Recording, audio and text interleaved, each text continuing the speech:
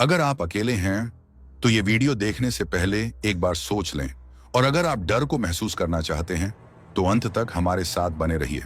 लेकिन शुरू करने से पहले, अगर आपने अभी तक हमारे चैनल को सब्सक्राइब नहीं किया है तो अभी कर लीजिए, क्योंकि हर हफ्ते हम लाते हैं ऐसी सच्ची और खौफनाक कहानियां जो आपको नींद में भी डराने के लिए काफी हैं। तो बेल आइकन दबाना ना भूलें, वरना अगली बार जब आप अकेले सफर कर रहे होंगे शायद हम आपकी कहानी सुना रहे होंगे।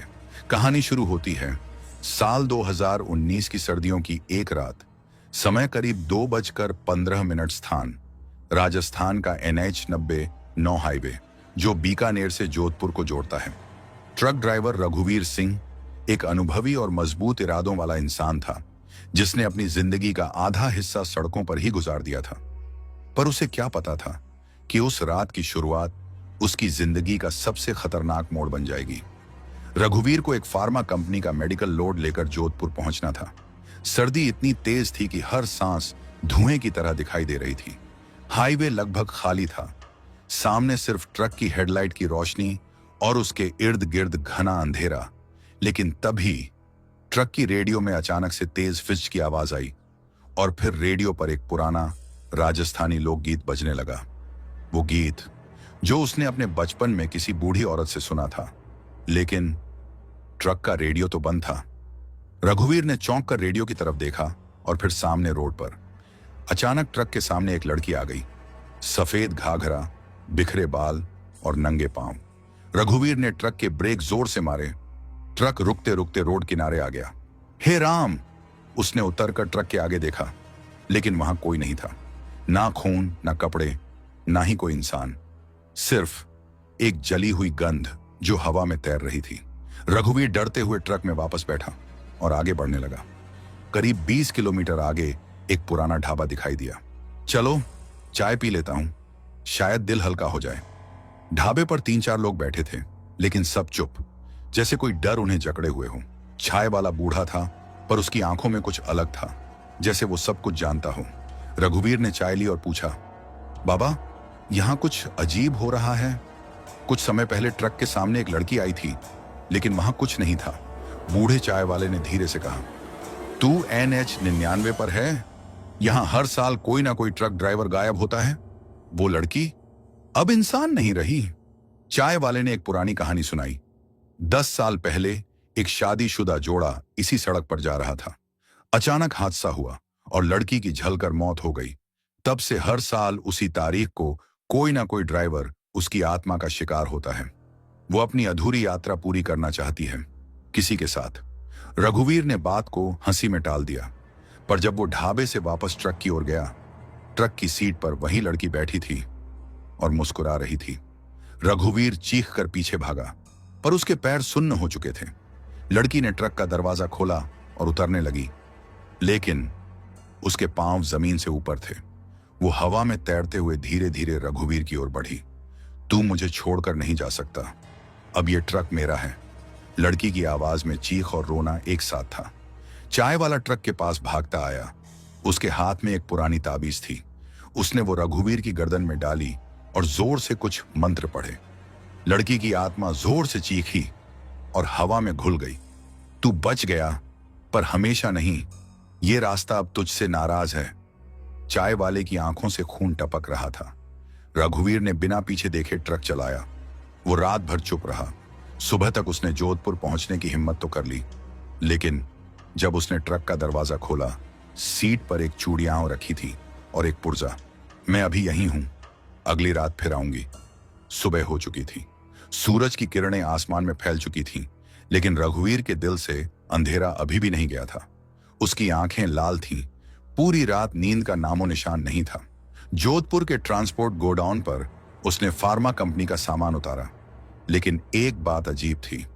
उस ट्रक की ड्राइवर सीट की पिछली दीवार पर लाल रंग से कुछ लिखा था, तू फिर आएगा।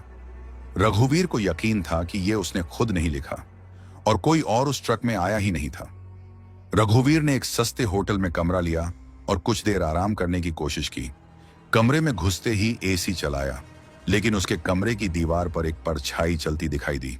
फिर बाथरूम से किसी लड़की के गाने की आवाज आई, वही लोकगीत जो ट्रक के रेडियो में बज रहा था। दरवाजा खोला, बाथरूम खाली था, लेकिन शीशे पर लिखा था, तेरी मौत अब मेरी मुक्ति है। डर से घबराया रघुवीर भागकर वापस उस ढाबे की ओर गया जहां उस तांत्रिक चाय वाले से पहली बार मुलाकात हुई थी। लेकिन ढाबा अब वीरान पड़ा था। जंगल में कुछ दूर एक झोपड़ी में एक बूढ़ा तांत्रिक बैठा था, वही चाय वाला, लेकिन अब उसकी आंखों में कोई इंसानियत नहीं थी, सिर्फ शून्यता। मैंने तुझे उस रात बचा लिया था, लेकिन तू अब उसके जाल में फंस चुका है, उसने धीरे से कहा। उस आत्मा का नाम है चंदा। उसकी आत्मा अधूरी रह गई और अब वो तुझसे उसे पूरा करवाना चाहती है। अगर तू अगली पूर्णिमा से पहले इस रहस्य को नहीं सुलझाता तो तेरा शरीर जिंदा रहेगा, लेकिन आत्मा उसकी हो जाएगी। बूढ़े तांत्रिक ने बताया कि चंदा एक गरीब किसान की बेटी थी। उसे अपने गांव के ठाकुर से प्रेम हो गया, लेकिन ठाकुर ने उसे शादी का झांसा देकर उसी NH90 सड़क पर जलाकर मार डाला। चंदा की आत्मा अब उस सड़क पर बदला लेने के लिए भटकती है और हर साल उस तारीख पर किसी ट्रक ड्राइवर को अपनी जगह लेने के लिए पकड़ती है। लेकिन एक शर्त है, अगर कोई उसकी अधूरी शादी उसी जगह पर दोहराए तो उसकी आत्मा शांत हो सकती है या फिर और ज्यादा क्रोधित हो सकती है। रघुवीर उसी रात होटल के कमरे में गहरी नींद में चला गया, लेकिन सपने में उसने खुद को मंडप में बैठे देखा। उसके सामने चंदा थी, लाल जोड़े में, चारों तरफ धुआं, मंत्र और एक बूढ़ा ब्राह्मण जिसकी आंखें खून से भरी थीं। स्वीकार है, आवाज गूंजी। रघुवीर चिल्लाया, नहीं, और तभी मंडप की आग जलती हुई उसके ट्रक के सामने आ गई। वो नींद से हड़बड़ाकर उठा, लेकिन देखा कमरे की मेज पर एक सिंदूर की डिब्बी रखी थी और ट्रक की चाबी लाल धागे से बंधी हुई। रघुवीर ने जैसे ही ट्रक का गेट खोला, ट्रक से बदबू आने लगी, जैसे कोई जला हुआ शव पड़ा हो। ट्रक स्टार्ट करते ही रेडियो खुद चल गया और चंदा की हंसी गूंजने लगी। अब ट्रक उसकी आत्मा का हिस्सा बन चुका था। गियर शिफ्ट करते ही ट्रक खुद उस जगह चल पड़ा जहां चंदा मारी गई थी, उस पुराने पुल पर जहां अब कोई नहीं जाता। ट्रक के शीशे पर लिखा था, अब ये सिर्फ गाड़ी नहीं, तेरी कब्र है। रघुवीर अब खुद को उस आत्मा की गिरफ्त में महसूस कर रहा था। रास्ते में उसे एक और ट्रक दिखा जो बिना ड्राइवर के था, लेकिन चल रहा था। उस ट्रक के पीछे लिखा था, मैं भी रघुवीर था। रघुवीर अब खुद ट्रक का मालिक नहीं रहा। उस ट्रक का रुख अब खुद ब खुद एक ऐसी दिशा में मुड़ गया जहां सड़क नहीं थी, बल्कि एक वीरान जंगल की पगडंडी थी। उसने ब्रेक मारने की कोशिश की, पर ब्रेक ने काम करना बंद कर दिया था। ट्रक की हेडलाइट खुद ब खुद जल बुझ रही थी और रेडियो में सिर्फ एक आवाज गूंज रही थी, आजा, अब तू मेरा है। रघुवीर उस ट्रक से उतरकर देखने निकला तो उसे एहसास हुआ कि वो एक सुनसान गांव में आ चुका है। गांव का नाम था मुरखपुर, एक ऐसा गांव जो 20 साल पहले जल गया था। हर घर की दीवारें काली पड़ी थीं और हवाओं में राख उड़ रही थी। एक बूढ़ा आदमी वहां बैठा था जिसके दोनों हाथ जले हुए थे। उसने धीरे से कहा, तू भी उसी के बुलावे पर आया है। चंदा यहीं मरी थी, यहीं सब शुरू हुआ था और यहीं सब खत्म होगा। गांव के आखिरी कोने में एक टूटा फूटा मंदिर था जिसके दरवाजे पर ताला था। ताले पर लाल धागा, राख और नींबू मिर्ची बंधी थी। इस मंदिर को कभी मत खोलना, बूढ़े ने चेताया, क्योंकि इसके अंदर चंदा की आत्मा को कैद किया गया था। लेकिन वो अब बाहर है और तू अब उसका रास्ता है। रघुवीर ने मंदिर के पास जाकर देखा।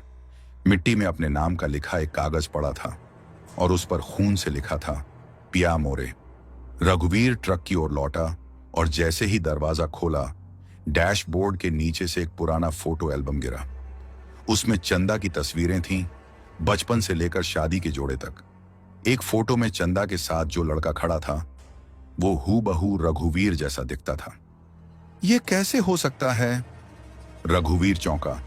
क्या ये कोई पुनर्जन्म का चक्कर है? जैसे ही रात हुई, आसमान में अजीब सी बिजली चमकने लगी। ट्रक के शीशे धुंध से भर गए और तभी ट्रक के अंदर खुद ब खुद रोशनी जली, जैसे अंदर मंडप सजा हो। चारों तरफ धूप की गंध, शंख की आवाज और एक औरत की हल्की सी हंसी। रघुवीर की आंखें बंद होने लगीं और उसने खुद को एक बार फिर उसी मंडप में पाया, चंदा के सामने। अब तो मुझसे शादी कर, वरना दोनों मरेंगे। चंदा की आत्मा चीखने लगी। उसी समय गांव में धूल उड़ती हुई एक जीप आई। जीप से उतरे वही बूढ़े तांत्रिक जो पहले ढाबे और झोपड़ी में मिले थे। रघुवीर, ये शादी अधूरी रहनी चाहिए, नहीं तो तू खुद उसकी आत्मा बन जाएगा। तांत्रिक ने ट्रक के चारों ओर आग का घेरा बनाया और तंत्र मंत्र शुरू कर दिया। लेकिन तभी चंदा की आत्मा ट्रक से बाहर निकली। आधी औरत, आधी धुएं की लपट। उसकी चीख इतनी तीखी थी कि पूरा मुरखपुर गांव कांप गया। तांत्रिक ने अंतिम मंत्र बोला और ट्रक खुद आग पकड़ने लगा। ट्रक में मौजूद एल्बम, सिंदूर, चूड़ियां सब जलने लगे। चंदा की आत्मा झुलसती हुई चीखने लगी, तू मुझसे शादी करेगा, मुझे छोड़कर नहीं जाएगा। लेकिन ट्रक की आग अब पवित्र अग्नि बन चुकी थी, जिसमें उसकी आत्मा राख हो गई। सुबह तक सब शांत हो गया। रघुवीर होश में आया। ट्रक जल चुका था, लेकिन रघुवीर जिंदा था। बूढ़ा तांत्रिक पास आया और कहा, तू बच गया, लेकिन जिस दिन कोई और उस ट्रक की राख को छुएगा, चंदा लौट आएगी। रघुवीर अब एक नया ट्रक लेकर काम शुरू कर चुका था। वो मान चुका था कि जो हुआ वो अतीत था, अब सब खत्म हो चुका है। लेकिन एक रात जब वो जयपुर की ओर जा रहा था, तो ट्रक के डैशबोर्ड पर बिना हवा के उड़ती हुई राख की एक परत आकर गिर गई। राख से एक धुंधली सी आकृति बनी और एक जानी पहचानी फुसफुसाहट गूंजी। मैंने कहा था, हम अधूरे रह गए हैं। जयपुर के पास एक पुराने ट्रक स्टैंड पर रघुवीर कुछ देर आराम के लिए रुका। वहां उसे एक अधेड़ उम्र का आदमी मिला। आंखें सफेद, होंठ सूखे, पर चेहरा रघुवीर जैसा। उसने धीरे से कहा, मुझे भी कभी लगा था कि मैं बच गया हूं, लेकिन दरअसल मैं उसकी जगह बन गया हूं। रघुवीर डर गया। तुम कौन हो? मैं वही जिसकी राख अब तुझे ढूंढ रही है। वो आदमी अचानक गायब हो गया। ट्रक में अचानक एक पुरानी डायरी मिली, जिस पर खून के धब्बे थे। उस डायरी में कोई लिख रहा था, हर ट्रक एक आत्मा है और हर आत्मा को एक ड्राइवर चाहिए। चंदा अब ड्राइवर नहीं ढूंढ रही, अब उसे ट्रक चाहिए, और शरीर भी। रघुवीर के पसीने छूट गए। क्या वो अब सिर्फ एक शरीर बन गया है? रात के 3 बजे रघुवीर ने एक सुनसान पेट्रोल पंप पर ट्रक रोका। अटेंडेंट बहुत बूढ़ा था और हाथ कांप रहे थे। जैसे ही उसने टंकी का ढक्कन खोला, वो चिल्ला उठा, इस ट्रक में कोई और है, कोई अंदर सांस ले रहा है। रघुवीर ने झांक कर देखा और ट्रक की परछाई में एक और परछाई थी, जो उसकी नहीं थी बल्कि एक औरत की थी। चुन्नी में लिपटी हुई एल आगे बढ़ते हुए रघुवीर को एक नया ढाबा दिखा, चंदा रसोई। उसने सोचा कि यह नाम अजीब है, लेकिन भूख झोरों की थी। ढाबे के अंदर एक औरत थी, लाल साड़ी में। उसने कहा, तू अब आ गया, तुझे भूख भी लगती है? रघुवीर को शक हुआ। उसने जैसे ही मुड़कर बाहर देखा, ट्रक गायब था, और जैसे ही उसने फिर उस औरत की तरफ देखा, उसका चेहरा अब एक जलता हुआ कंकाल बन चुका था। खाना तो खा, फिर हमेशा के लिए सो जाना। रघुवीर चीखते हुए ढाबे से बाहर भागा, लेकिन सड़क अब गायब थी। चारों तरफ सिर्फ काली जमीन और राख थी। रघुवीर जमीन पर गिर पड़ा और फिर सामने एक कब्र दिखाई दी, जिस पर लिखा था, यहां रघुवीर विश्राम करता है, चंदा के साथ, हमेशा के लिए। रघुवीर ने हिम्मत कर ट्रक के अंदर लगे डैश कैम को देखा। उसमें वो खुद ट्रक चला रहा था, लेकिन उसकी आंखें पूरी सफेद थीं, और उसके बगल में कोई बैठा था, लाल साड़ी में, लेकिन हकीकत में ट्रक खाली था। रघुवीर अब एक अनजान हाईवे पर था। ट्रक खुद ब खुद चल रहा था। स्टीयरिंग पर उसका हाथ नहीं था, पर ट्रक चल रहा था। फिर एक बोर्ड दिखा, welcome to Chanda highway where no one returns. रघुवीर ने एक ढाबे के वॉशरूम में खुद को आईने में देखा, और जो उसने देखा वो उसकी जिंदगी की सबसे डरावनी चीज थी। आईने में उसका अक्स उसे देखकर मुस्कुरा रहा था, जबकि वो खुद डर से कांप रहा था। अचानक उसके अक्स ने अपना मुंह खोला और कहा, अब तू बच नहीं सकता, अब तू मैं बन चुका है। रघुवीर जब वापस ट्रक में आया, तो उसे पैसेंजर सीट के नीचे कुछ टकराता महसूस हुआ। नीचे देखा तो एक अधजला कंकाल, जिसके माथे पर सिंदूर की रेखा थी और हाथों में टूटी चूड़ियां। रघुवीर चीख पड़ा, लेकिन तभी ट्रक की खिड़की पर 3 बार किसी ने दस्तक दी। थक थक थक, और एक धीमी आवाज, मुझे मेरा आखिरी सफर पूरा करना है। रघुवीर को अब समझ में आने लगा था कि चंदा की आत्मा सिर्फ उसे डराना नहीं चाहती, वो कुछ अधूरा छोड़ गई है और उसे पूरा कराना चाहती है। लेकिन क्या वो वाकई बस यही चाहती है, या ये सब पागलपन की एक चाल है? तभी ट्रक में एक नक्शा प्रकट होता है जिसमें एक लाल गोला बना है। कोलाग्रह, चंदा का गांव। रघुवीर कोलाग्रह पहुंचा। गांव पूरी तरह सुनसान, पेड़ बिना पत्तों के, और हर दीवार पर एक ही बात लिखी थी, तुम भी मर चुके हो। एक घर के अंदर उसे एक पुराना ताबूत दिखा जिसमें उसका ही नाम खुदा था और उसकी ही तस्वीर। ये क्या मजाक है? रघुवीर बुरी तरह कांपने लगा। गांव के बीचों बीच एक टूटा मंदिर था जहां अचानक सब कुछ फिर से सजने लगा। शादी का मंडप, पंडित की आवाज, धूप और मंत्रों की गूंज, और चंदा लाल जोड़े में सामने खड़ी थी, लेकिन उसका चेहरा जलकर काला हो चुका था। अब तुझे इस बार हां कहना ही होगा। उसकी आंखों से खून टपक रहा था। पंडित ने जैसे ही मंत्र शुरू किए, रघुवीर ने ध्यान से देखा। पंडित के पैर जमीन से ऊपर थे। वो हवा में तैर रहा था, और हर बार जब वो स्वाहा कहता, रघुवीर के शरीर पर जलने का एहसास होने लगता। उसने चिल्लाकर कहा, मैं ये शादी नहीं कर सकता।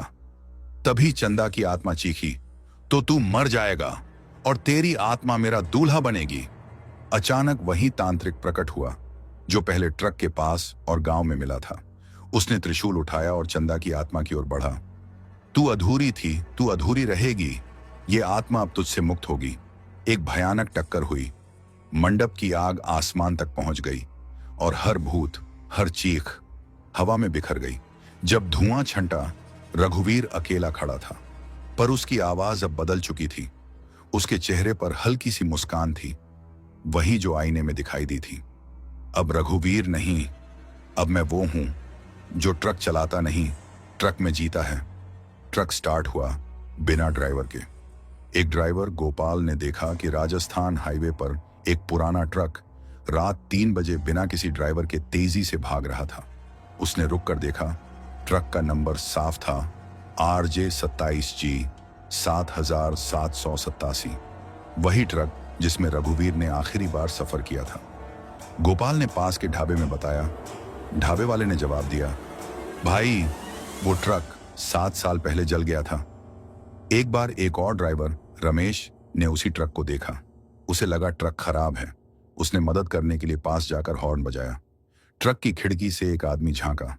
चेहरा जल चुका था, आंखें सफेद थीं और होठों पर एक अधूरी मुस्कान थी। उसने बस इतना कहा, तू भी बैठ जा। रघुवीर अकेला नहीं रहना चाहता। रमेश का शव 3 दिन बाद एक बंद ट्रक के अंदर मिला। चेहरे पर वैसी ही मुस्कान ली। कई लोगों ने बताया कि वो ट्रक हमेशा एक ही जगह दिखाई देता है, राजस्थान के एक सुनसान मोड़ पर, जहां सड़क की हालत अच्छी नहीं, लेकिन जीपीएस उस सड़क को दिखाता ही नहीं। गूगल मैप कहता है नो रोड फाउंड, पर स्थानीय लोग उसे मौत की गली कहते हैं। एक यूट्यूबर ने उस ट्रक को लेकर वीडियो बनाना चाहा। उसने गोप्रो लगाकर ट्रक का पीछा किया और वो गली पार की। रात को जब उसने फुटेज चेक की तो देखा हर मिनट पर एक नया चेहरा आग के शीशे पर उभर रहा था। सबसे आखिर में उसका अपना चेहरा था। एक बार फिर वही बूढ़ा बाबा दिखाई दिया जो चाय बेचता था। उसने एक नए ट्रक ड्राइवर को कहा, मत जाओ उस सड़क पर, वो रास्ता नहीं, रघुवीर का जाल है। ड्राइवर ने उसकी बात नहीं मानी और फिर कभी वापस नहीं आया। बाबा ने धीरे से बुदबुदाया, अब रघुवीर को नए साथी की तलाश नहीं रही, अब उसे आत्माओं की फौज चाहिए। रात के 12 बजे उसी सड़क पर कई लोगों ने देखा, एक ट्रक के पीछे कई परछाइयां भाग रही थीं। कुछ बच्चे, कुछ औरतें, कुछ बूढ़े, और सबके मुंह खुले हुए थे, जैसे कोई उन्हें खींच रहा हो। ट्रक के पिछले हिस्से से एक लाल रोशनी निकल रही थी और फिर सब एक झटके में गायब हो गए। अब रघुवीर हर उस इंसान को निशाना बना रहा है जो अकेले रात को हाईवे पर निकलता है। वो ट्रक रुकता है, हॉर्न बजाता है, और जो भी उसकी तरफ बढ़ता है फिर कभी वापस नहीं आता। लोगों ने अब उस ट्रक को एक नाम दिया है, मौत की सवारी। लेकिन बड़ा सवाल यह है, रघुवीर ऐसा क्यों कर रहा है? क्या यह बदला है या कोई और आत्मा है जो रघुवीर को इस्तेमाल कर रही है? ट्रक के इंजन से अब एक और आवाज आती है, एक और औरत की आवाज जो चंदा नहीं है। तू अब मेरा है रघुवीर, तू मेरी आग में जलता रहेगा। एक ट्रक ड्राइवर सत्यनारायण ने सपना देखा कि कोई औरत उसे जला रही है। सुबह जब उठा, उसके शरीर पर जलने के निशान थे और उसकी हथेली में कुछ लिखा था, रघुवीर आ रहा है। उसे ये सब मजाक लगा, लेकिन उस रात ट्रक के पीछे उसकी लाश मिली। चेहरा पूरी तरह काला और सीने पर वही शब्द, रघुवीर आ चुका है। बाबा ने अब एक किताब निकाली, पुरानी, धूल से भरी। कहा, इस किताब में उस आत्मा की सच्चाई है जिसने रघुवीर को गुलाम बनाया है। नाम था नर्मदा, एक तांत्रिक औरत जो जीवित रहते हुए आत्माओं को कैद करती थी। मरने से पहले उसने कसम खाई थी, मैं ट्रक के जरिए वापस आऊंगी और हर जिंदा शरीर मेरा बर्तन बनेगा। नर्मदा ने अपनी मौत से पहले एक तंत्र साधना की थी। एक ट्रक के बोनट में उसने 7 आत्माएं कैद की थी। वो ट्रक अब वही RJ27G7787 है। रघुवीर उस ट्रक का ड्राइवर बना और नर्मदा की आत्मा ने उसी को पकड़ लिया। अब जब ट्रक चलता है तो रघुवीर नहीं, नर्मदा बोलती है। एक यात्री ने ट्रक की पिछली सीट पर कुछ अजीब चीज देखी। पुराने कपड़े, सड़े हुए, कुछ बच्चों के, कुछ महिलाओं के, और एक आवाज, इन्हें मत छूना, ये अब मेरे हैं। वो आदमी गायब हो गया। अब 3 तांत्रिक इकट्ठा होते हैं। वो चाहते हैं नर्मदा की आत्मा को रोकना, लेकिन उसके लिए रघुवीर को मारना होगा। पर रघुवीर अब सिर्फ शरीर है, आत्मा नहीं। अगर तुमने रघुवीर को मारा तो नर्मदा और भी ताकतवर हो जाएगी, क्योंकि उसका अगला शरीर तुम्हारा होगा। ढाबे पर खड़ा ट्रक अपने आप स्टार्ट हुआ।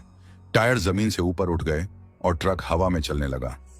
आसमान में एक आकृति बनी, नर्मदा की डरावनी परछाई जिसकी आंखें आग जैसी जल रही थीं। एक सुनसान गांव मिला जहां लोगों ने रघुवीर की मूर्ति बना रखी थी और हर रात दिया जलाते हैं। क्यों? क्योंकि अगर हम उसकी पूजा नहीं करें तो ट्रक आकर हमारा सब कुछ जला देता है। अब डर श्रद्धा बन चुका है, भूत भगवान बन गया है। नर्मदा सिर्फ आत्माएं नहीं चाहिए, उसे एक पूर्ण शरीर चाहिए जो उसकी साधना पूरी कर सके। उसने रघुवीर को चुना क्योंकि वो अकेला था, टूट चुका था, लेकिन अब वो चाहती है एक तांत्रिक का शरीर, ताकतवर, भरा हुआ ऊर्जा से। और अब उसका अगला निशाना है वो बाबा जो चाय बेचता है। एक रात किशनगढ़ के पास एक लड़का लिफ्ट मांगता है। रघुवीर का ट्रक रुकता है। वो लड़का बैठ जाता है। पूरे रास्ते वो चुप रहा, लेकिन उतरते वक्त उसने ड्राइवर से कहा, आपका नाम क्या था? रघुवीर ने जवाब दिया, मुझे खुद नहीं पता, शायद मैं कभी किशन था। चाय वाले बाबा अब और गहरा हो गए हैं।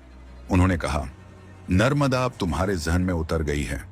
अब वो यादों को मिटा रही है ताकि तुम कभी सच तक ना पहुंच सको। तुम अपनी ही कहानी भूल जाओगे और फिर वही बन जाओगे जो वो चाहती है। एक नया ड्राइवर, बीरबल, ने वो ट्रक कुछ देर चलाया। रास्ते में उसे झपकी लगी। जब उठा, उसे अपना नाम, परिवार, गांव कुछ याद नहीं था। उसने डायल किया 100 नंबर, लेकिन फोन पर आवाज आई, बीरबल अब कोई नहीं है, रघुवीर के नाम से सेव किया जा चुका है। एक यात्री ने ट्रक के अंदर लगे साइड मिरर में देखा।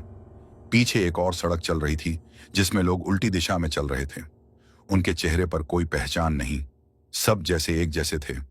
फिर अचानक मिरर पर एक वाक्य उभर आया, यादें सबसे बड़ा डर होती हैं। रात को जब ट्रक हॉर्न मारता है तो आसपास के लोगों को अगले दिन कुछ भी याद नहीं रहता। किसी को नहीं पता वो वहां क्यों थे, कहां जा रहे थे, क्या करना था। ये हॉर्न अब सिर्फ आवाज नहीं, एक हथियार बन चुका है। नर्मदा अब भूल का तंत्र कर रही है। जो कोई भी उस ट्रक के पास आता है उसका अतीत मिटा दिया जाता है और खाली मन में वो अपने वजूद की परछाई भर देती है। अब मैं बनाऊंगी अपना शहर ऐसे लोगों से जिन्हें कोई पहचानता ना हो। नर्मदा की आत्मा गूंजती है ट्रक के हर कोने में। एक दिन एक औरत ट्रक के पास आई, कहने लगी, रघु, मैं चंदा हूं, तुम्हारी बीवी? रघुवीर ने कहा, मैं तो ड्राइवर हूं और इस ट्रक की आत्मा अब मेरी बीवी है। वो औरत वहीं बेहोश हो गई। जब उठी, उसे रघुवीर का नाम भी याद नहीं था। बाबा अब खुद ट्रक में बैठते हैं। उनके पास एक मंत्र है जो यादों को सील कर सकता है। उन्होंने कहा, अगर मैंने ये मंत्र पूरा कर लिया तो न नर्मदा की आग बचेगी, न रघुवीर की छाया। पर जैसे ही उन्होंने मंत्र बोलना शुरू किया, ट्रक का इंजन जोर से दहाड़ा और ट्रक उड़ने लगा हवा में। अब बाबा उसी ट्रक में हैं, लेकिन क्या वो मंत्र पूरा कर पाएंगे? बूंदी के पास एक पुराना श्मशान है जहां लोग अब शव नहीं जलाते, क्योंकि वहां हर रात एक ट्रक आता है जिसके अंदर से चीखें आती हैं। एक पुजारी ने बताया, ये ट्रक कभी नर्मदा की तांत्रिक क्रिया के लिए लाया गया था, जहां उसने 7 नवजात आत्माओं को एक साथ जलाकर इस ट्रक के इंजन में बांध दिया था। रघुवीर अब रात को सपनों में उसी श्मशान को देखता है। वह देखता है एक औरत काली साड़ी में, बाल बिखरे हुए, जो बच्चों को गोदी में लेकर ट्रक के बोनट में डाल रही है। हर बार एक आत्मा ट्रक से चीखती है, मां, मुझे क्यों जलाया?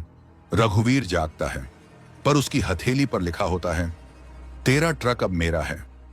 एक गांव है काली बावड़ी, जो श्मशान से बस 1 किलोमीटर दूर है। वहां के लोग बताते हैं, हर बार जब कोई ट्रक वहां से गुजरता है, गांव के कुएं से खून की गंध आती है। हमने 2 बार देखा, ट्रक के ऊपर कोई साया बैठा होता है, जो कभी औरत लगता है, कभी मरा बच्चा। रात 12 बजे एक ट्रक ड्राइवर ने देखा कि ट्रक के टायर जल नहीं रहे थे, बल्कि श्मशान की राख से लिपटे हुए थे। रघुवीर खुद कहता है, मुझे लगता है अब डीजल की जरूरत नहीं, क्योंकि ये ट्रक अब आत्माओं से चलता है। चाय वाले बाबा श्मशान में पहुंचते हैं और एक तांत्रिक यंत्र गाड़ते हैं ट्रक के सामने। मंत्र शुरू होते हैं, AUM काली चामुंडे आत्मा बंधन क्रियाय नमः। ट्रक जोर से दहाड़ता है और अंदर से एक साया निकलता है, नर्मदा खुद। अब उसकी आंखें इंसानी नहीं, बल्कि 2 जलती हुई चिताएं हैं। नर्मदा अब बोलती है, बाबा, तू मुझे बांध नहीं सकता, क्योंकि मेरा जन्म श्मशान की आग से हुआ है और तेरी पूजा सिर्फ मंदिरों की होती है। मैंने आत्माओं को बंधन नहीं दिया, बल्कि उन्हें मुक्ति दी। मेरी मुक्ति उनके दर्द में है। बाबा एक आखिरी मंत्र बोलते हैं, ट्रक का शीशा चटकता है और उसमें से एक के बाद एक आत्माएं बाहर निकलती हैं। बच्चे, बूढ़े, औरतें, सब जलती हुई हालत में। लेकिन जैसे ही वो बाहर आते हैं, उनका शरीर धुएं में बदल जाता है। बाबा समझ जाते हैं, ये आत्माएं इस ट्रक में बंधी नहीं थीं, बल्कि नर्मदा की जंजीरों में जकड़ी थीं। नर्मदा अब एक नया शरीर लेना चाहती है, और वो है रघुवीर। अब ट्रक से उतरकर वो रघुवीर के शरीर में समा जाती है, और तभी रघुवीर की आंखें जल उठती हैं। उसकी आवाज बदल जाती है। अब वो नर्मदा की तरह बोलता है, अब मैं ही ट्रक हूं, मैं ही रास्ता, और मैं ही मौत का घोड़ा हूं। राजस्थान की एक वीरान पहाड़ी पर एक किला है, गढ़ नर्मदा। कहते हैं वहां कोई नहीं जाता, क्योंकि वहां की दीवारें आज भी सांस लेती हैं। वो किला ही वो जगह है जहां नर्मदा ने अपने शरीर को आग में झोंका था, लेकिन आत्मा वहां की दीवारों में घुल गई। रघुवीर, जो अब नर्मदा के वश में है, ट्रक लेकर गढ़ नर्मदा की ओर बढ़ता है। GPS खुद ब खुद रास्ता बदल देती है। रास्ते में बोर्ड बदल जाते हैं। हर एक बोर्ड पर लिखा होता है, तू वापस जा सकता है, अगर तुझे याद हो तू कौन है। लेकिन रघुवीर अब खुद नहीं जानता, क्या वो इंसान है या नर्मदा का अवतार। किले के अंदर जैसे ही ट्रक घुसता है, चारों तरफ की दीवारों पर खून से लिखे वाक्य चमकने लगते हैं। हमने उसे नहीं बुलाया था, उसने खुद को तंत्र बना लिया। अब जो अंदर आया वो कभी नहीं जाएगा। हर शब्द से कराहने की आवाज आती है। गढ़ नर्मदा की रानी राजेश्वरी देवी ने नर्मदा की काली शक्ति को रोकने की कोशिश की थी, लेकिन नर्मदा ने उसे आईना दिखाया, जिसमें रानी ने अपनी आत्मा को जलता हुआ देखा। कहते हैं रानी आज भी किले के कुंड में कैद है, और हर पूर्णिमा की रात को वो अपनी राख से बाहर आती है। अब वो नर्मदा से बदला चाहती है। बाबा बताते हैं कि इस ट्रक की चाबी अब एक मंत्र है। जिसने वो मंत्र बोल दिया, वो ट्रक को काबू कर सकता है। पर उस मंत्र को बोलने के लिए जरूरी है किले के बीचों बीच बनी रानी की समाधि पर अपना खून चढ़ाना। ट्रक के नीचे से एक गड्ढा खुलता है, जहां नर्मदा का पुराना शव आज भी आग में लिपटा पड़ा है, लेकिन मुस्कुरा रहा है। उसके होंठ हिलते हैं, तू जो भी है अब मेरा है, तेरी हर सांस अब मेरी धड़कन होगी। फिर अचानक ट्रक के शीशे में रघुवीर खुद को नहीं, नर्मदा को देखता है। पूर्णिमा की रात है। रानी राजेश्वरी की आत्मा कुंड से बाहर आती है, जलती हुई लेकिन तेज। तूने मेरी दीवारों को अपवित्र किया नर्मदा, आज तुझे तेरी ही आग में जलाकर सच में मौत दूंगी। फिर दोनों आत्माओं की टक्कर होती है। दीवारें टूटती हैं, ट्रक की हेडलाइट्स फटती हैं, और पूरी घाटी गूंज उठती है तांत्रिक युद्ध की चीखों से। पहली बार ट्रक खुद बोलता है, अब मैं किसी का नहीं, अब मैं ही काल हूं। वो ट्रक किले के दरवाजे को तोड़ देता है, और अंदर मौजूद हर आत्मा काले धुएं में उड़कर उसके इंजन में समा जाती है। अब ट्रक एक आत्मा नहीं, एक आत्मा समूह है। जब आप रेगिस्तान के बीचों बीच होते हैं तो आपको नहीं लगता कि रेत के नीचे कुछ दबा है, लेकिन जब आप सही जगह पर होते हैं तो आपको एहसास होता है रेत के नीचे कुछ नहीं दबा, बल्कि रात के सन्नाटे में कुछ जी रहा है। रघुवीर, या शायद अब नर्मदा, ट्रक को लेकर एक भयानक रेगिस्तान में प्रवेश करता है। काला रेगिस्तान, जहां कोई नहीं जाता, जहां से कोई वापस नहीं आता। यहां तक कि रघुवीर का ट्रक भी घबराया हुआ है। ट्रक का इंजन अब बस एक चीख में बदल चुका है और उसके चारों ओर हर पल खौफनाक साया मंडराता है। रेगिस्तान के बीचों बीच एक चकाचौंध रेत का तूफान शुरू हो जाता है। एक भूतिया आंधी, रघुवीर सोचता है, लेकिन तभी उसे महसूस होता है कि रेत के अंदर कई आत्माएं बसी हुई हैं। उसने सुनी थी कहानियां, जो भी यहां फंसता है वो यहां की रेत में बंध जाता है और कोई भी आत्मा अपनी मुक्ति नहीं पा सकती। रेगिस्तान के बीचों बीच ट्रक का इंजन गड़गड़ाता है। काले बादल एक कटा हुआ चेहरा दिखाते हैं। रघुवीर की आंखें अब नर्मदा की तरह जलने लगती हैं। उसके भीतर से नर्मदा की आवाज गूंजती है, यह रेत मेरे जाल से बड़ी नहीं हो सकती। मैं जो चाहूं कर सकती हूं, क्योंकि अब मैं रेत की राजदार बन चुकी हूं। रेगिस्तान में रेत के घेरों से निकलती हैं कई कटी हुई आत्माएं। सभी खड़ी हो जाती हैं, उनके चेहरे भयभीत और अधूरी जिंदगियों के जैसे। वे देखती हैं रघुवीर को, जो अब नर्मदा बन चुका है, और कहते हैं, तुम्हें हमें यहां से मुक्त करना चाहिए। लेकिन नर्मदा हंसती है और कहती है, क्या तुम नहीं समझते? मैं इन रेतों को वापस नहीं भेज सकती, क्योंकि इन्हें मेरी शक्ति की आवश्यकता है। अब ये हमेशा मेरी धड़कन का हिस्सा है। रेगिस्तान में ट्रक अब सीधे एक अजनबी नकली रास्ते पर पहुंचता है। रघुवीर देखता है ट्रक खुद एक गहरी गुफा के किनारे पहुंचता है। क्या ये वही जगह है जहां नर्मदा की आत्मा बसी थी? वो सोचता है, लेकिन तभी ट्रक गुफा के अंदर घुसने लगता है। गुफा के अंदर रेत और राख की दीवारें हर ओर से उसे घेरने लगती हैं। उसे महसूस होता है जैसे वह नरक के दरवाजे पर खड़ा हो। रघुवीर ट्रक से बाहर निकलता है और गुफा के अंदर एक विशाल राख का टीलाब उसे दिखाई देता है। वहां एक औरत का रूप जो नर्मदा की तरह दिखता है, लेकिन उससे ज्यादा शक्तिशाली और खतरनाक है। वो औरत कहती है, मैं नर्मदा हूं, पर अब मुझे और भी कुछ चाहिए। वो जो रेत में बसा है वो मेरा हिस्सा बनेगा, और जब तुम नहीं रुकोगे तो रेत तुम्हें खुद जकड़ लेगी। रघुवीर डर से पीछे हटता है, लेकिन ट्रक अचानक एक भयानक आक्रामक आवाज के साथ रेत में समा जाता है। उसका इंजन रेत में दबा होता है। अब वह ट्रक सिर्फ एक कटी हुई आत्मा की तरह प्रतीत होता है। नर्मदा कहती है, अब तुम मेरे साथ हो और तुम कभी वापस नहीं आओगे। जो इस रेत में खो जाता है उसकी कोई पहचान नहीं बचती। रघुवीर अब नर्मदा के रूप में रेगिस्तान के काले दरवाजे में कैद है। उसके पास बस एक ही रास्ता है, बाहर निकलने का नहीं, बल्कि सच्चाई का सामना करने का। यह वही जगह है जहां नर्मदा ने अपनी जान दी थी, लेकिन उसने केवल शरीर छोड़ा था, आत्मा नहीं। नर्मदा की आत्मा अब पूरी तरह से रेत में समा चुकी है। वो रघुवीर से कहती है, तुमसे कोई नहीं बचेगा जब तक तुम मेरे साथ नहीं हो। रघुवीर को अब यह एहसास होता है कि उसके साथ नर्मदा की शक्तियां जुड़ी हुई हैं, लेकिन इस शक्ति का खतरा अब उसे समझ में आता है, क्योंकि रघुवीर ने जो बलिदान दिया था वो अब नर्मदा के गहरे वादे में बदल चुका था। वो आत्मा जो अब उसकी वसीयत है, रघुवीर को रेत में समाती कायद से बाहर नहीं आने देगी।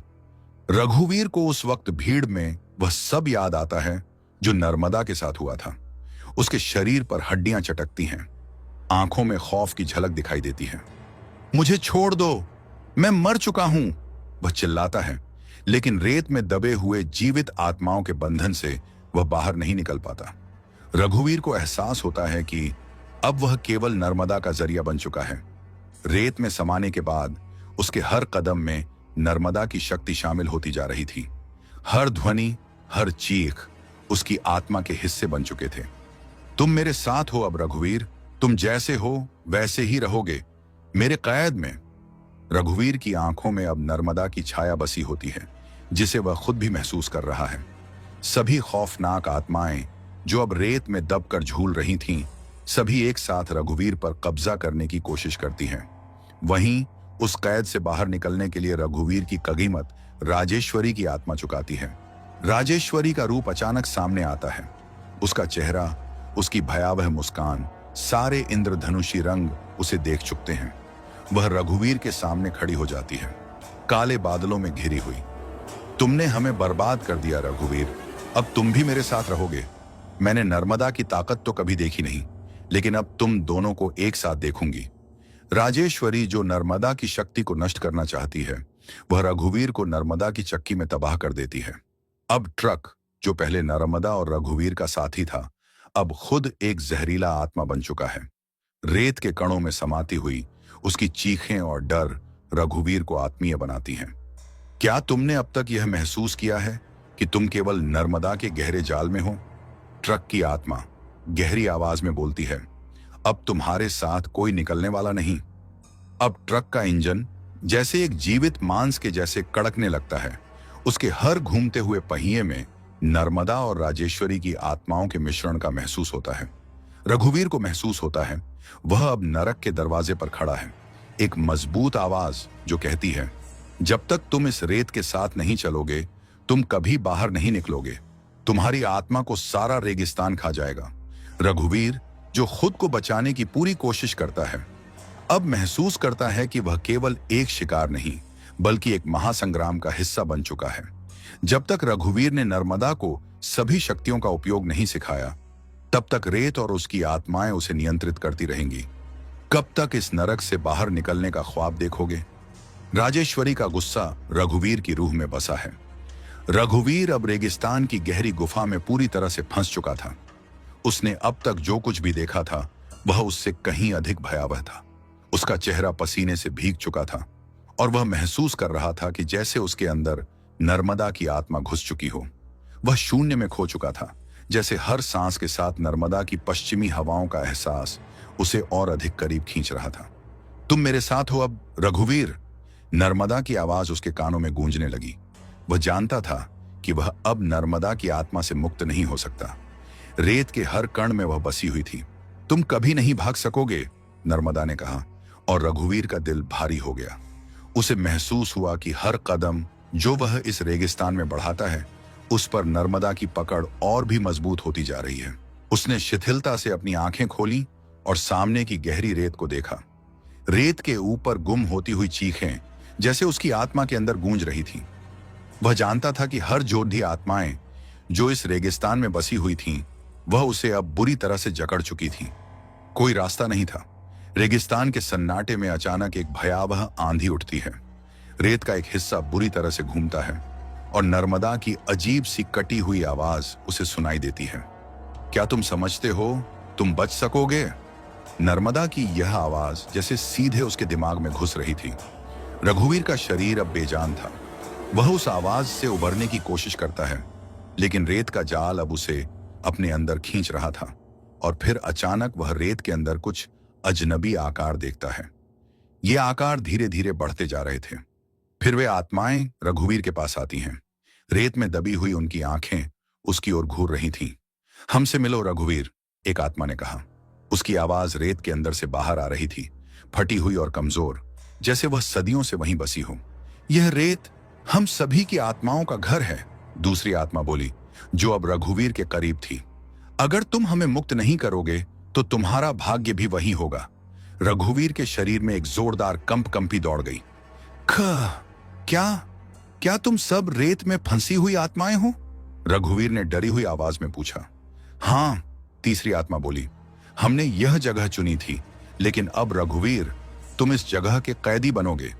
रघुवीर अब उन आत्माओं से पूरी तरह घिर चुका था, लेकिन तभी एक और भयावह शक्ति उभरती है। राजेश्वरी की आत्मा, जो नर्मदा की पुरानी दुश्मन थी, सामने खड़ी हो जाती है। उसकी आंखें जहरीले काले रंग में बदल चुकी थीं और चेहरा खौफनाक हो चुका था। तुमने हमारे साथ जो किया रघुवीर, अब वही तुम्हारे साथ होगा। राजेश्वरी की आवाज में गहरी घृणा थी। वह आगे बढ़ती है और रघुवीर के पास पहुंच जाती है। उसका चेहरा अब और भी अजनबी और विकृत हो गया था। तुम मेरे पास हो, अब तुम्हारी आत्मा मेरे कब्जे में होगी, उसने रघुवीर को चेतावनी दी। वह महसूस कर सकता था कि अब वह सिर्फ एक साहसिक खेल नहीं, बल्कि भयानक युद्ध का हिस्सा बन चुका था। अब रघुवीर का ट्रक एक जीवित आत्मा बन चुका था, जो उसके चारों ओर घेरने लगता था। रेत में समाती उसकी आवाजें गहरे अंधकार में बसी थीं। ट्रक की असली आत्मा अब रघुवीर को अपनी सहायता नहीं बल्कि अपवित्र शक्ति देना चाहती थी। तुमने मुझे कभी समझा नहीं, ट्रक की आवाज गूंजने लगी। अब रघुवीर, तुम्हारी आत्मा मेरे साथ होगी। ट्रक का इंजन, जो पहले कभी शांतिकारक था, अब डर के सागर में डूबा हुआ था। रघुवीर की हड्डियां चटकने लगी, उसकी मांसपेशियों में घातक दर्द था। तुम मेरे कैदी हो रघुवीर, ट्रक ने चिल्लाया और उसका इंजन सुनसान रेगिस्तान के भीतर भूतिया आवाज में बदल गया। रघुवीर को अब महसूस होने लगता है कि वह नरक के दरवाजे पर खड़ा है। यहां से वापस जाने का कोई रास्ता नहीं है। उसने जितनी भी कोशिशें की, जितने भी बार उसने रेगिस्तान को पार करने का सोचा, वह हमेशा उसी भयानक गुफा में वापस लौट आता। तुम अब मेरा हिस्सा हो, नर्मदा की आवाज फिर से गूंजने लगी। तुम्हारी आत्मा अब रेत के नीचे दबी हुई चीखों का हिस्सा बन गई है। लेकिन रघुवीर को अब भी एक उम्मीद थी। क्या उसे सच में इस नरक से मुक्ति मिलेगी? क्या वह रेत में दबी चीखों से बाहर निकल पाएगा? रघुवीर ने खुद को उठाया और देखा कि वह फिर से उसी भूतिया रेगिस्तान में खड़ा था। जहां से वह सोच रहा था कि वह कभी भागकर बाहर निकल सकेगा, वहीं अब उसे महसूस हुआ कि वह एक दूसरे ही दुनिया में फंस चुका है। रेत के कण उसकी आंखों में समाते जा रहे थे, उसकी सांसें घुट रही थीं और वह असहाय महसूस कर रहा था। वह भूतिया ट्रक, नर्मदा की आत्मा और राजेश्वरी का खौफ अब उसके सामने हर वक्त मौजूद था। क्या तुम भाग सकोगे? नर्मदा की आवाज अब उसके भीतर गूंज रही थी। तुम खुद को बचाने का कोई तरीका नहीं ढूंढ सकते? यहां की रेत में सब कुछ दफन है। रघुवीर ने हार मानने की बजाय अपनी मुट्ठी कस ली। मैं नहीं डरता नर्मदा। उसने गहरी सांस ली और खुद को तैयार किया। लेकिन जैसे ही उसने अपनी आंखें खोली, वह रात के अंधेरे में घिर चुका था, एक और जाल में फंसा हुआ। रघुवीर को महसूस हुआ ये वही रेगिस्तान है, वही डर, वही खौफ। जाल की चपेट में वह किसी भी दिशा में नहीं जा सकता था। यह ऐसा लग रहा था जैसे हर रास्ता उसके खून से लिखा गया हो। जैसे जैसे रघुवीर ने ट्रक की ओर बढ़ने की कोशिश की, उसकी आंखें एक अजनबी चेहरे को देखती हैं। वह एक पुरानी महिला थी जिसकी आंखों में भय का अंधकार था और उसका चेहरा विकृत था, जैसे उसका शरीर किसी तंत्र का हिस्सा हो। क्या तुम नहीं समझते रघुवीर? महिला की आवाज गहरी, भयंकर थी। यह सब तुम्हारे लिए नहीं है। तुम सिर्फ एक पिंजरे में फंसी हुई आत्मा हो जो कभी मुक्त नहीं हो सकती। रघुवीर पीछे हटता है। डर से उसके दिल की धड़कन तेज हो जाती है। कौन हो तुम? वह कांपते हुए पूछता है। मैं वह हूं, महिला कहती है, जिसकी आत्मा इस रेगिस्तान में सदियों से फंसी है। वह धीरे धीरे पास आती है और फिर रघुवीर को अंधेरे में घेर लेती है। उसकी आंखों में एक गहरी खौफनाक रोशनी दिखाई देती है। तुमसे बचने का कोई रास्ता नहीं है, महिला कहती है और उसकी हंसी हवा में घुल जाती है। रघुवीर को अचानक एहसास होता है कि वह अब दूसरे की आत्मा बन चुका है, जिस तरीके से वह कभी भी अपनी जिंदगी की राह पर नहीं चल सका था। हर कदम के साथ वह खुद को एक और आत्मा में बदलते हुए महसूस करता है, जो इस रेगिस्तान के कैद में समाहित हो जाएगी। रघुवीर के साथ वह ट्रक अब और खौफनाक हो चुका था। इस बार ट्रक का इंजन खुद बात करने लगा। तुम तो जानते थे, ट्रक ने गहरी घटनाओं से भरी आवाज में कहा। तुमने हमसे जो किया, अब उसका असर तुम्हारे ऊपर पड़ेगा। ट्रक की बंसी जैसे खुद आत्मा की चीख को बयान कर रही हो। ट्रक की धुंधली रोशनी में उसकी हड्डियों के टूटने की आवाजें सुनाई दे रही थीं। तुम जब तक मेरे अंदर हो, तुम्हारा भूत यहां होगा। ट्रक ने फिर से गुस्से में आकर रघुवीर को घेर लिया। रघुवीर घबराया हुआ था, लेकिन उसने आत्मविश्वास दिखाने की कोशिश की। तुम कुछ नहीं कर सकते, वह चिल्लाया। मैं तुमसे ज्यादा ताकतवर हूं। लेकिन ट्रक की आत्मा ने उत्तर दिया, अगर तुम अपनी आत्मा बचाना चाहते हो तो मेरे साथ आना होगा। रेगिस्तान में अचानक एक भीषण तूफान उठता है। रघुवीर को घेरने के लिए नर्मदा और राजेश्वरी की आत्माएं फिर से सामने आती हैं। दोनों एक साथ युद्ध की मुद्रा में दिखाई देती हैं। तुम एक हो नर्मदा, राजेश्वरी की आवाज चिल्लाती है। तुमसे निपटना मेरे लिए बहुत आसान होगा। तुम मुझसे निपटने के बजाय खुद अपनी आत्मा का विचार करो, नर्मदा ने गुस्से में उत्तर दिया। रघुवीर इन दोनों के बीच फंसा हुआ था। दोनों की आत्माएं अब बेहद शक्तिशाली हो चुकी थीं और उनकी लड़ाई रघुवीर की मौत का कारण बन सकती थी। क्या तुम मुझे जीत सकते हो? नर्मदा ने राजेश्वरी को चुनौती दी। राजेश्वरी ने इसे ललकारते हुए स्वीकार किया और रघुवीर के सामने एक भयावह युद्ध शुरू हो गया। अब रघुवीर को महसूस होता है कि इस युद्ध का एक गहरा रहस्य है जो वह समझ नहीं पा रहा।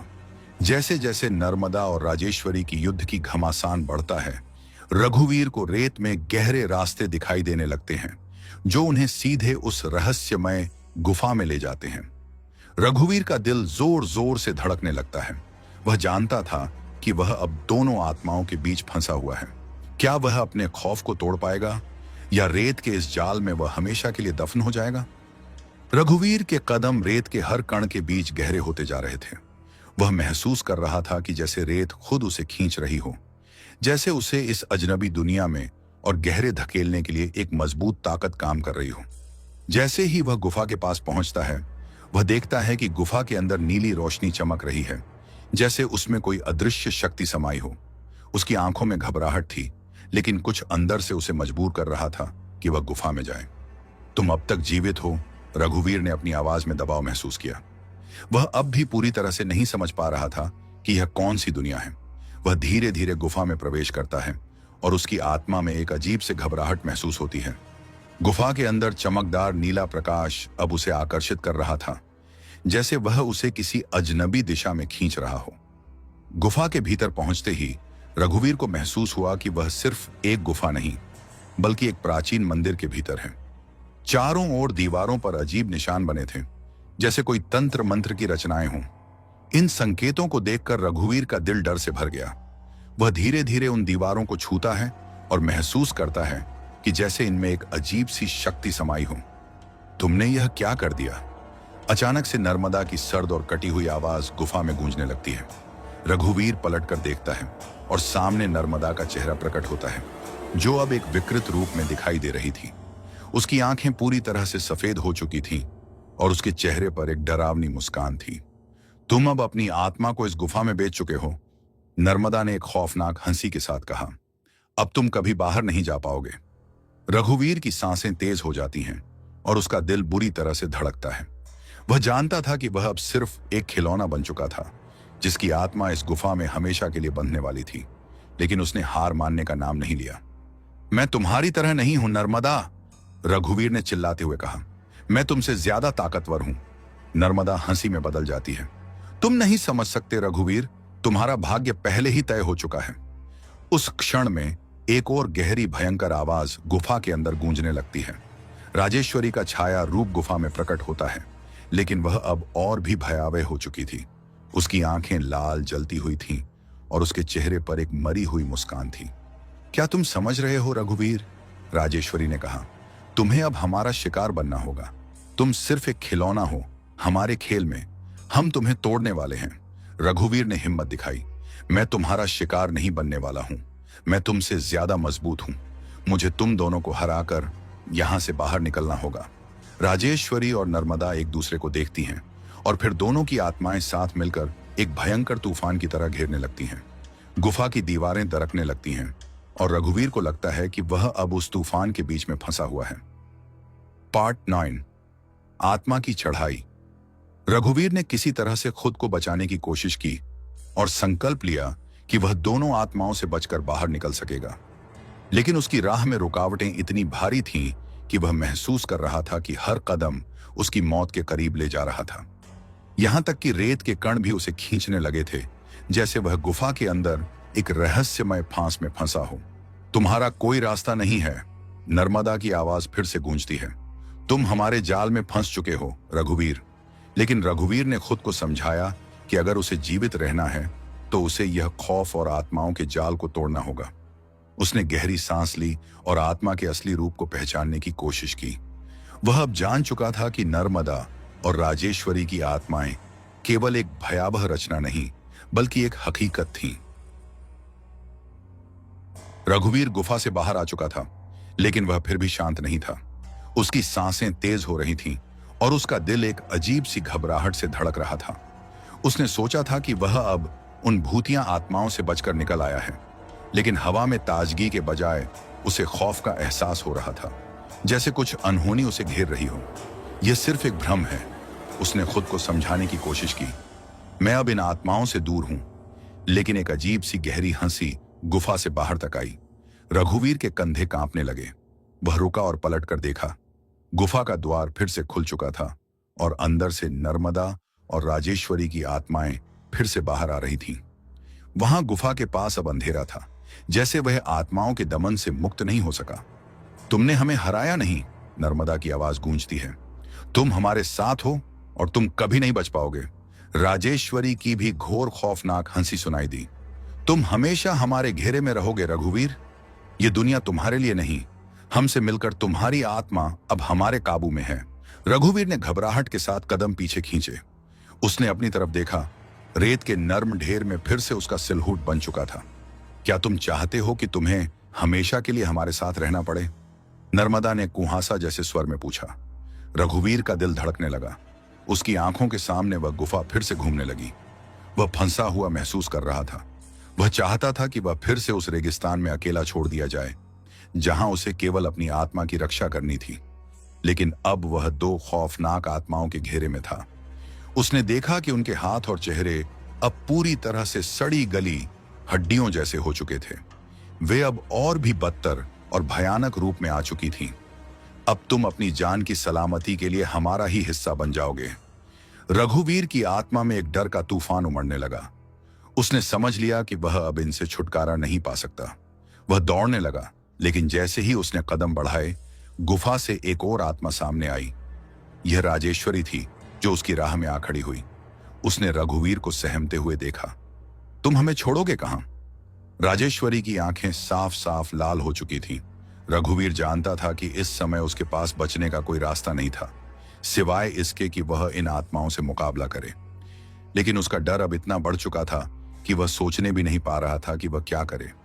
फिर अचानक उसे याद आया एक पुराना तंत्र मंत्र जो उसकी दादी ने उसे बचपन में सिखाया था। वह तंत्र मंत्र कभी भी किसी भूत प्रेत को नियंत्रित करने के लिए प्रभावी साबित हो सकता था। रघुवीर ने अपने मुंह से एक धार्मिक मंत्र पढ़ना शुरू किया। जैसे ही वह मंत्र गहरे शब्दों में पढ़ता गया, उसे महसूस हुआ कि आत्माएं थोड़ी सकुचाईं। लेकिन अचानक जैसे ही उसने मंत्र खत्म किया, नर्मदा और राजेश्वरी की भयानक हंसी फिर से सुनाई दी। तुम क्या सोचते हो रघुवीर? तुम हमें मंत्र से हराओगे? नर्मदा ने जोर से कहा। तुम्हारी आत्मा अब हमारी है। रघुवीर ने पूरी ताकत लगाते हुए फिर से मंत्र का उच्चारण किया, लेकिन अब इस मंत्र ने वास्तव में प्रभाव दिखाना शुरू किया। नर्मदा और राजेश्वरी की हंसी धीमी होने लगी। उनके चेहरे मध्यम पड़े और वे अब ज्यादा शक्तिशाली नहीं थीं। रघुवीर ने महसूस किया कि उसने एक मौका पाया है। उसने अपनी पूरी ऊर्जा समेटते हुए आखिरी मंत्र पढ़ा और अचानक से नर्मदा और राजेश्वरी की आत्माएं चिल्लाती हुई हवा में उड़ने लगीं। फिर एक भारी ध्वनि आई और दोनों आत्माएं अचानक गायब हो गईं। रघुवीर की आंखों के सामने अंधेरा था, लेकिन अब वह महसूस कर सकता था कि वह फ्री हो चुका था। गुफा में कुछ हलचल नहीं थी। सूरज की किरणें रेगिस्तान के काले आसमान से अब उसकी तरफ बढ़ रही थीं। रघुवीर ने लंबी सांस ली, यह आभास करते हुए कि वह अब सचमुच बच चुका था। लेकिन क्या यह अंत था? क्या वह अब भी उन आत्माओं से सुरक्षित था, या किसी और नई शक्ति के रूप में वह फिर से परेशानी में था?